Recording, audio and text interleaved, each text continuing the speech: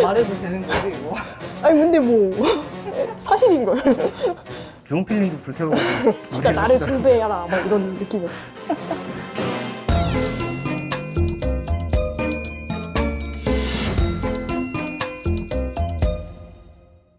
마침 저도 태양의 눈 말하고 싶어서 정말 입이 근질근질했는데 이건 말할 틈이 없어가지고 잘 말해줬어요. 태양의 눈은 원래 제가 아까 말했던 2003년에 나온 18집의 첫 번째 트랙일 거예요 아마. 태양의 눈이 들어있는 그 앨범이 락 오페라라는 약간 생소할 수 있는 장르를 표방하고 나오는 거라고 말해도 좋을 정도의 강렬한 트랙이거든요.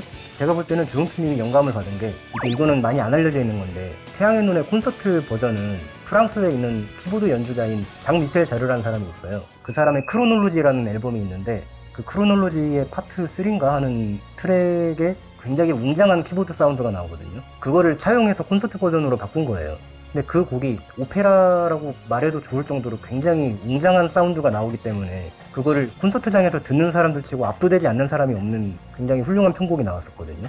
이 두 친구들은 지금 그 락오페라 사운드에 굉장히 압도적인 사운드에 강렬한 인상을 기억을 하고 우리 이렇게 표현을 하고 있는 거고, 저 또한 이분들의 의견에 적극 동의하는 편이에요. 제가 인스타그램에도 인트로 부분만 따로 떼어서 올릴 정도로 저도 그 태양의 눈 콘서트 버전은 굉장히 애정하는 트랙 중에 하나입니다. 콘서트 가면은 부모님 표도 해드린다고 이렇게 콘서트표 구해가지고 같이 오는 분들이 많은데 그분들이 이제 후기를 조금씩 자기들 뭐 SNS에 올리잖아요. 근데 딱 검색하다 보면은 요 몇 년 사이에 계속 뜨는 게 딱 태양의 눈이거든요. 아 진짜? 미친 것 같다. 이거 진짜 현장에서 보면 난리 난다. 약간 옛날에 메탈리카 곡 막 중에 화면도 불타잖아요. 응. 진짜 그런 압도되는 사운드여가지고. 근데 이번에는 화면도 불타는데 주홍필님도 불태워가지고 네, 같이 불타고 계세요. 의도된 영상이 콘서트 스크린에서 렸는지 뭐. 주홍필님이 불타오르면서 진짜 나를 숭배해라 막 이런 느낌이었어.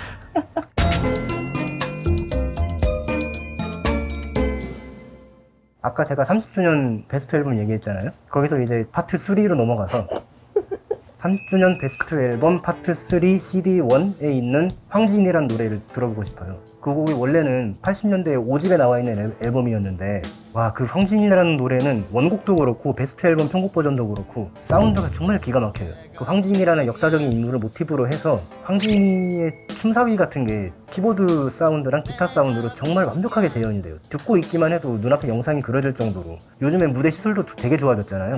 그래서 그 엄청난 무대 시설에 굉장히 좋은 무대 연출 효과를 가지고 위대한 탄생의 밴드의 연주에 맞춰서 주홍필의 노래를 들으면은 이거는 정말 모든 사람이 감동할 수밖에 없는 트랙이 아닌가 하는 생각을 하고 있는데 아직까지 콘서트에서 황진이를 제가 들어본 적이 없어요. 아주 오래전에 80년대 콘서트 영상에는 그게 있는데 저는 요즘에 이 발전된 기술, 발전된 시대에 황진이가 새롭게 태어나는 모습을 정말 꼭 보고 싶습니다. 프리마돈나라는 곡을 이태훈님이 28년 동안 자기가 위탄 생활을 하면서 콘서트에서 해본 적이 없다라고 말씀하신 영상을 본 게 있었거든요. 90년?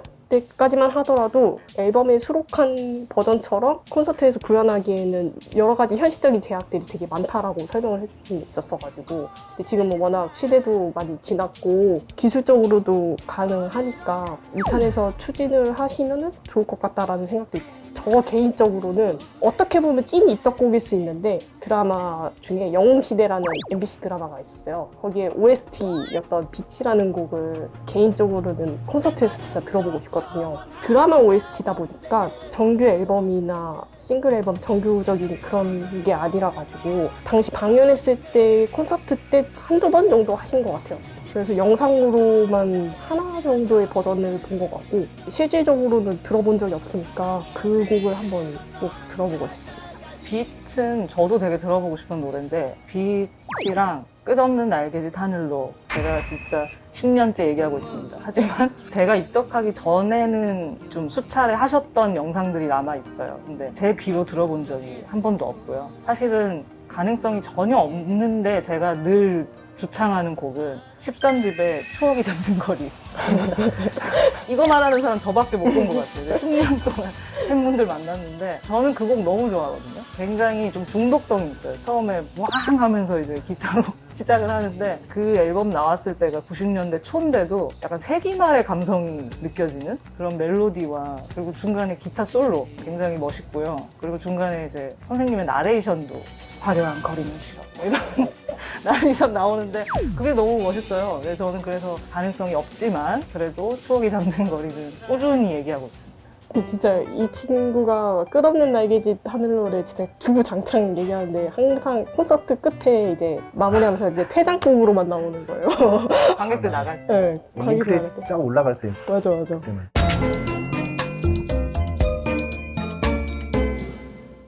가장 인상 깊었던 혹은 가장 소중한 기억으로 간직하고 있는 한 가지 장면을 이야기해보고 싶은데요. 아마 우리 친구들이 다 부러워할 것 같은데 팬 생활을 빨리 한 편이잖아요. 그 전설로 남아있는 조용필의 예술의 전당 콘서트를 한번 본 적이 있어요.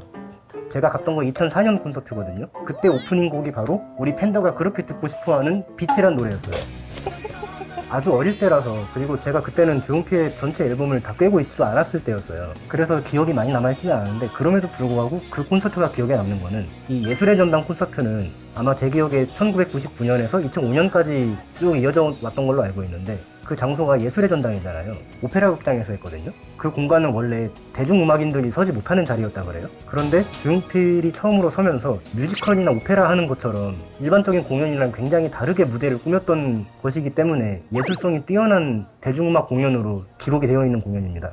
우선 직접 가서 봤다는 것 자체만으로도 굉장히 제 인생에서 보람 있는 일이고, 또 그 무대를 봤을 때 지금 기억에 남는 거는 거대한 나무 같은 게 무대에 올라오는데 잔디가 깔려 있었거든요, 제 기억에. 인조 잔디가 아니라 1층 객석에서 제가 잔디 냄새를 맡을 수 있을 정도의 천연 잔디를 무대에 진짜 깔은 거예요. 그 천연 단지 위에 벤치 같은 걸 갖다 놓고 그 교복 입은 학생들을 연출을 시켜서 옆에서 뛰어놀게 하고는 단발머리를 부르고 있다든가, 가 건물을 가져와가지고 창가에 꽃이 걸려있는 건물이거든요. 그게 뭘 연출하는지 봤더니 그 겨울의 찻집이라는 노래를 연출하는 거였어요. 가사 중에 마른 꽃 걸린 창가에 앉아 외로움을 마셔요라는 가사가 있거든요. 그거를 정말 마른 꽃 걸린 건물 밑에 앉아가지고 노래를 부르고 있는 그런 모습도 기억이 나고, 그리고 아까 제가 락 오페라 얘기를 했었는데 그 18집에 들어있는 트랙 중에 하나가 도시의 오페라라는 노래가 있어요. 그것도 콘서트에서 정말 듣기 힘든 노래인데 저는 그거를 거기서 들었고, 그 무대 연출도 도시이다 보니까 무대 위에 거대한 다리를 놓고 그 뒤에 배우들이 왔다 갔다 하는 연출을 했었어요, 뮤지컬처럼. 그 배우들의 표정과 몸짓 하나하나가 그 도시인들의 각종 회한을 보여주는 연출력에 정말 감탄하면서 봤던 기억도 있고, 아무튼 굉장히 명장면이 많은 공연으로 제 기억에 남아있어요. 그래서 비록 오래전이고 희미한 기억이긴 하지만은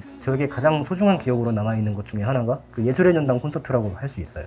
저는 이게 진짜 꼽을 수가 없는데 한 두 개만 빠르게 얘기해보자면 일단 하나는 아무래도 첫 콘서트를 진짜 제일 잊을 수가 없는 것 같아요. 저는 운 좋게 입덕하자마자 한 2달 뒤인가? 3달 뒤에 바로 콘서트가 있었어요. 그것도 잠실주경기장에서 대규모 콘서트가 있었는데 포암 환자들을 돕기 위한 기부 형식 콘서트였거든요. 그러다 보니까 목표 인원도 어느 정도 돼 있고 그랜드하게 했었죠. 제가 아마 알기로는 그 콘서트에서 처음으로 무빙 스테이지가 도입이 됐어요. 그 무빙 스테이지가 무대에 있는 앞단의 무대가 사람이 움직여가지고 객석 저 끝에 VIP석, 그라운드석 저 끝까지 이게 오는 거예요. 뒤에 있는 사람들도 가까이서 조용필님을 볼 수 있는 그게 되는 거죠. 어떻게 보면은 그냥 쉬운 거 아니야? 라고 할 수 있는데 사운드라는 게 공간감이 다 다르잖아요. 저쪽에서 할 때의 사운드가 다르고 이쪽에서 할 때의 사운드가 다르고, 또 게다가 밴드 음악이니까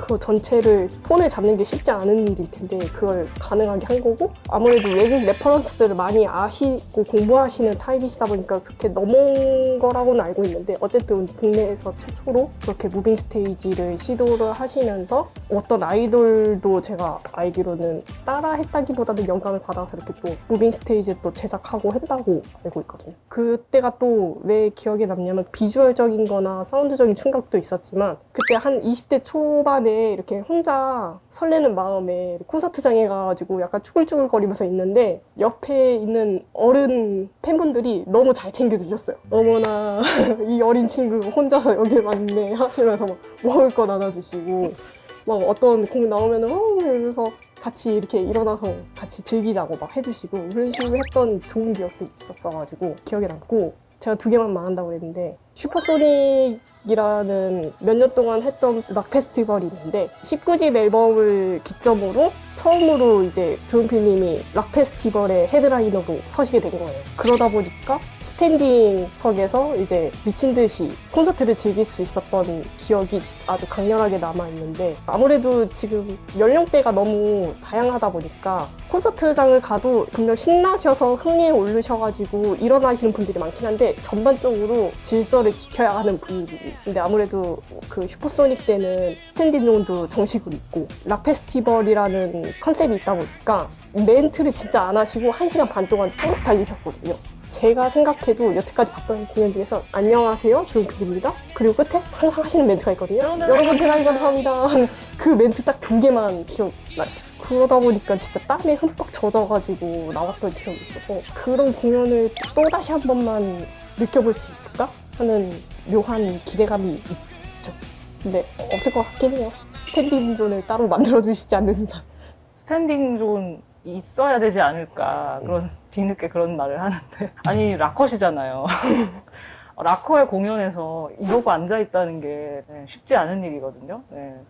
그래서 저 2013년에 19집이 나왔을 때를 기점으로 해서 좀 이벤트 같은 것들이 많았어요. 조용필님 소속사에서 그 UCC 콘테스트라는 걸 했었거든요. 맞다.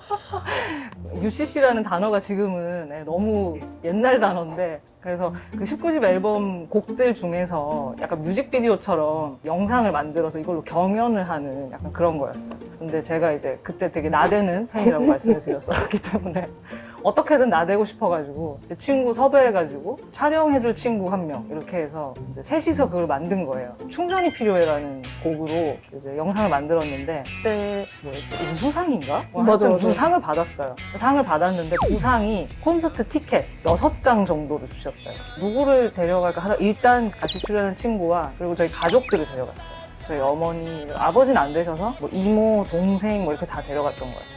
흔히 생각하시는 것과 달리 저의 집은 이제 조용필에 관심이 없으시거든요. 근데 저만 혼자 조용필 팬인데, 그래서 같이 즐길 순간이 없었기 때문에 데려갔던 부분도 있고. 근데 아무튼 가서 굉장히 즐겁게 콘서트를 봤던 기억이 있어요.